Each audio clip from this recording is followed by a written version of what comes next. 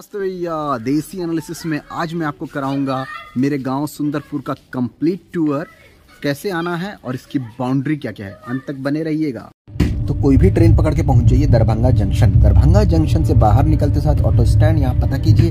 NH57 होते हुए आप पहुंच जाएंगे जीवछ घाट पे। और जीवछ घाट पे आपको मिठाइयों की दुकान, समोसे की दुकान, चाय का खोपचा ये मिलेगा। यहाँ से सीधी रास्ते आपको ले जाएगा सुंदरपुर। डिस्टेंस बहुत ही कम है, पैदल चल सकते हैं, रिक्शा भी मिल जाएगा। तो सबसे पहला लैंडमार्क है जीवछ घाट की मस्जिद और इसके सामने जनता हाई स्कूल जो कि 10+2 तक के पढ़ने की सुविधा देता है। इसके साथ साथ बहुत ही बड़ा प्लेग्राउंड है जहां होते हैं टूर्नामेंट। इसके बाद आता है छुटकी गाछी यानी कि आम का छोटा सा बागीचा जो कि कमला नदी के बिल्कुल किनारे है, लेकिन बाढ़ इसके पेड़ों को लगातार काटती चली जा रही है। ये एक बड़ा कंसर्न है। कुछ लोग यहाँ पे आके बस रहे हैं, लेकिन ये गांव का हिस्सा नहीं है, ये एक तरह का एक्सपेंशन समझिए। इसके बाद आता है लैंडमार्क बड़की गाछी जो कि मेरा ही बागीचा है।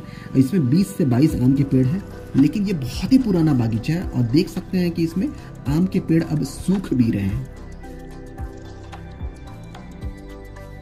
इसके बाद आता है गांव का छोटा सा कब्रिस्तान। अक्सर सुंदरपुर वालों की ख्वाहिश होती है कि दुनिया के किसी भी कोने में रहे, उनका कफन दफन सुंदरपुर के कब्रिस्तान में ही हो।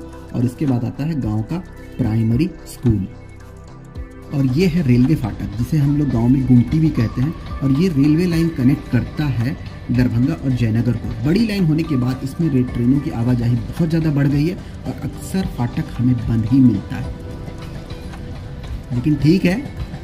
तो सबसे पहला घर है डॉक्टर अता करीम शौकत का। इस घर के स्टार्टिंग आप देख रहे हैं, एंड इसकी इन्फिनिटी पे है, एंड किसी को पता नहीं चलेगा। इसके साथ साथ इस घर में चलता है गैम्बिट पब्लिक स्कूल जो गांव के बच्चों को प्रोवाइड करता है बेहतरीन अंग्रेजी माध्यम में प्राइमरी एजुकेशन जो कि सराहनीय है। गांव की तरक्की इससे भी आपको पता चलेगी कि न्यू जनरेशन ने नए नए मकान बनवाए हैं अपने बलबूते पे। ये आप देख सकते हैं, ये सारा न्यू जनरेशन का किया धरा है। तो ये है गांव का मुख्य रास्ता जिसको पकड़ करके आप गांव में आ सकते हैं।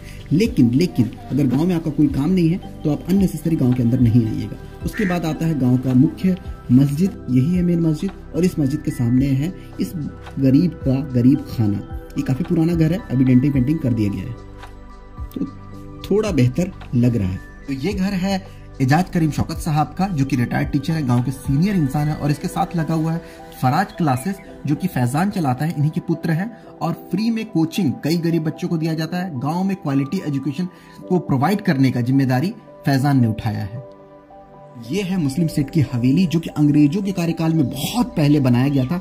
बताया जाता है कि उस समय अंग्रेज टीचर और अंग्रेज डॉक्टर यहाँ आया करते थे इलाज करने के लिए और बच्चों को पढ़ाने के लिए। इनका वैभव और धन संपन्न के बारे में मुझे अलग से वीडियो बनाना पड़ेगा और बताना पड़ेगा कि क्या है पूरी हिस्ट्री। लेकिन कुल मिलाकर के आप इसमें नक्काशी और इसका डिजाइन और तालों का स्ट्रक्चर देख के बता सकते हैं ये कितना पुराना है। यह है सबीला फुफ्फू का घर जिन्होंने पूरे गांव को एक धागे में बांध रखा है। शादी से लेकर के बारात से लेकर के कोई भी अवसर हो इनके बगैर नहीं हो सकता। यह है नसीम अख्तर साहब का घर जो कि गांव के इमाम भी थे और इसके अलावा टेलीकॉम डिपार्टमेंट में सीनियर मोस्ट पूरे बिहार के सीनियर मोस्ट अफसर भी थे। और ये है छोटा सा खलिहान जहां पे हो सकता है फ्यूचर में मैं भी अपना एक छोटा सा घर बनाऊं। ये घर है इरशाद साहब का जो कि 3 बार उन्होंने मुखिया का इलेक्शन जीता है और काफी लोकप्रिय है क्षेत्र में। पत्ती खेत के पीछे जो एक मकान दिख रहा है वो है शहनवाज गोल्डी का जो कि IT कंपनी में सीनियर पोजीशन पे इंजीनियर है। इसके अलावा शाहीन भाई जो कि एमी ओल्ड बॉयज एसोसिएशन के मेंबर हैं। यहाँ तक गांव का लगभग एंड हो जाता है और इस गांव के छोर पे जलालुद्दीन साहब ने गांव की लगभग एंड वाले मकान की नींव रख दी थी। इसके बियॉन्ड ये माना जाता है कि हम सुंदरपुर को नहीं मानेंगे। इसके सामने शमसुर जमा का घर और ये जो रास्ता आप देख रहे हैं ये वही। मैं पहुंच चुका हूं इस जगह पे जहां गांव के सबसे मेहनती लोग यानी जो खेतीबाड़ी और पशुपालन का पूरा बोझ संभालते हैं वो रहते हैं। और मैं यहाँ हेल्प लूंगा हीरा भाई की जो मुझे बताएंगे गांव के खेत के बारे में, उसका स्ट्रक्चर क्या है, कौन सा चीज कहाँ है। नाना जो अपने लिए हुए हैं वो वहाँ चिड़िया तल्ले पूरा प्लॉट ऐसे करके ऐसे सीधे चला जाता है। वो खेत वो है सारा अपनी ऐसे नदी में सीधे चला। तो ये सब ये वाला ये सामने वाला थोड़ी ना अपना है, ये भी है। ये भी है, ये धूल पकड़िए तो ये चला गया सीधे नदी पूरा प्लॉट। ये सीधे चला गया छड़की। अच्छा, ये पूरा टोटल। हाँ। हाँ, मैं दिखाना चाह रहा था कैसे किसान छोटे छोटे जमीन का यूटिलाइजेशन करता है, उसमें साग सब्जी बो करके, मिर्च बो करके उपयोगी बना लेता है।